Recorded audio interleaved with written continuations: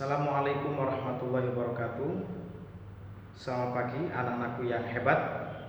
Salam jumpa, ketemu kembali dengan Pak Mual di suasana tahun pelajaran baru ini, tahun pelajaran 2020-2021. Setelah sekian lama, hampir 3 bulan, 4 bulan, kita dipaksa untuk melaksanakan proses pembelajaran secara virtual, proses pembelajaran dari rumah dalam jaringan. Tapi kita harus bersabar karena kita bertemu kembali dalam suasana yang sama, yaitu dalam suasana pembelajaran secara virtual, pembelajaran dalam jaringan atau anak-anak belajar dari rumah. Namun mudah-mudahan itu semua tidak mengurangi semangat anak-anak dalam mengikuti seluruh rangkaian pembelajaran oleh Bapak Ibu Dewan Guru.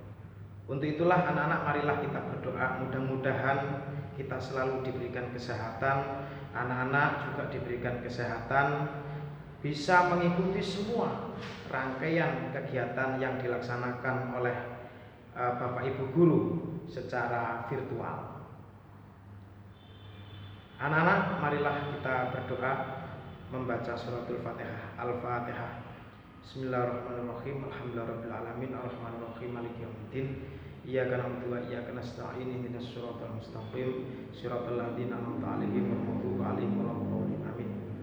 Anak-anakku sekalian yang hebat, sebelum Pak Mual menyampaikan pada materi inti pada pertemuan hari ini, perlu Pak Mual menyampaikan tujuan-tujuan pembelajaran yang akan dicapai anak-anak setelah mengikuti proses pembelajaran ini. Yang pertama adalah setelah mengikuti proses pembelajaran ini, anak-anak mampu menyebutkan ketentuan-ketentuan bacaan mat iwat, mat layin, dan mat arid lisukun. Yang kedua, anak-anak mampu menjelaskan masing-masing pengertian baik mat iwat, mat layin, atau mat arid lisukun. Sedangkan untuk penilaian, anak-anak Pak Mual nanti akan menggunakan teknik penilaian tes tulis dan penugasan. Nah, anak-anak, sekarang kita masuk pada pembelajaran inti. Anak-anakku sekalian yang sangat hebat, membaca Al-Quran dalam kehidupan kita sehari-hari merupakan suatu perbuatan yang sangat mulia. Bahkan ini merupakan bentuk prestasi ibadah kita kepada Allah. Orang kita ketika membaca Al-Quran, kita diberikan pahala yang berlipat ganda, pahala yang besar. Ini adalah merupakan janji Allah kepada orang-orang yang mau membaca Al-Quran. Namun patut kita sadari, meskipun kita membaca Al-Quran secara terus-menerus, memperbanyak membaca Al-Quran, dan itu merupakan perbuatan yang baik, tapi kita juga harus tahu bagaimana cara membaca Al-Quran yang baik dan benar.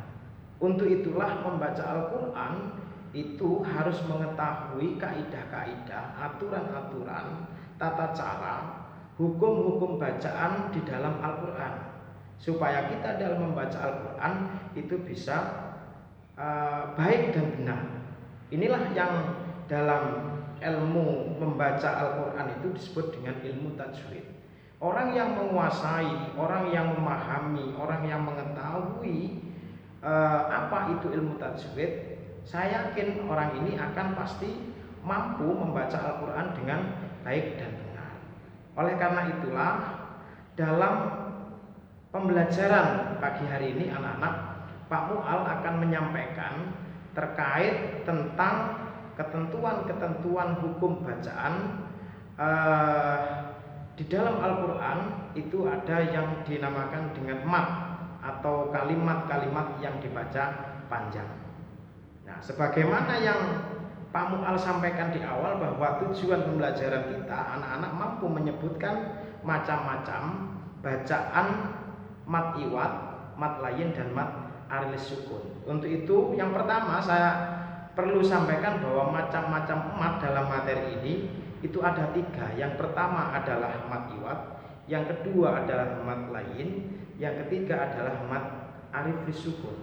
Sekarang Pak Mual akan menjelaskan satu persatu Tetapi insya Allah dalam pertemuan ini hanya dua yang Pak Mual sampaikan, yaitu mat iwad dan mat layin. Sedangkan untuk mat arid lisukun Pak Mual akan sampaikan pada pertemuan berikutnya.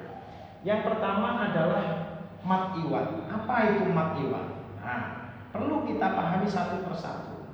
Mat iwad itu ketentuan kaidahnya adalah apabila ada harokat fathaten berada di akhir kalimat dan dibaca wakof, itu bacaannya disebut bacaan mat iwad. Contoh misalkan wal adiyati dhabha.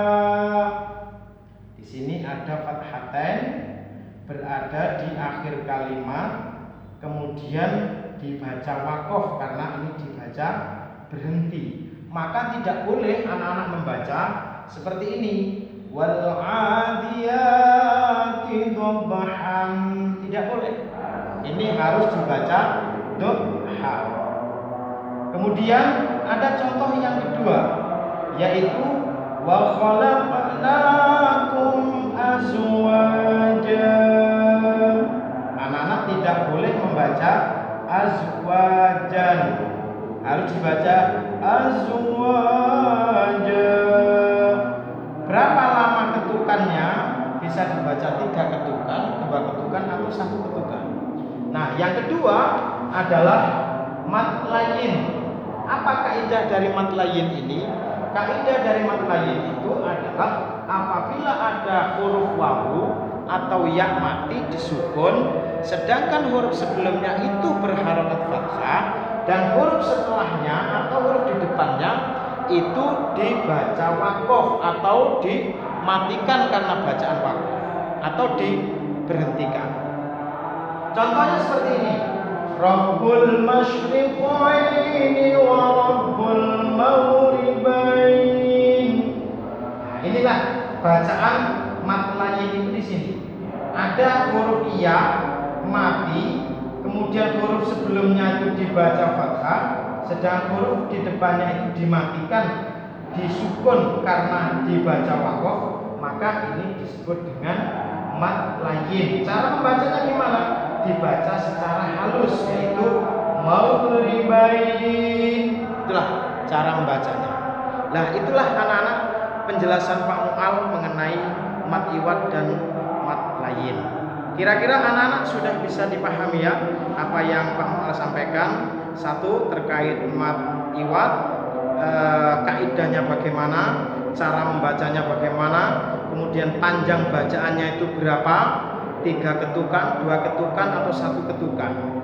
Mat layin juga begitu, sudah Pak Mual sampaikan. Saya yakin anak-anak juga sudah paham semuanya. Cara membacanya secara halus, ini adalah kaidah-kaidahnya.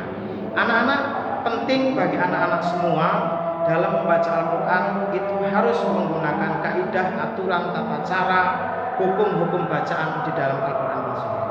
Barangkali itu anak-anak yang Pak Mual bisa sampaikan.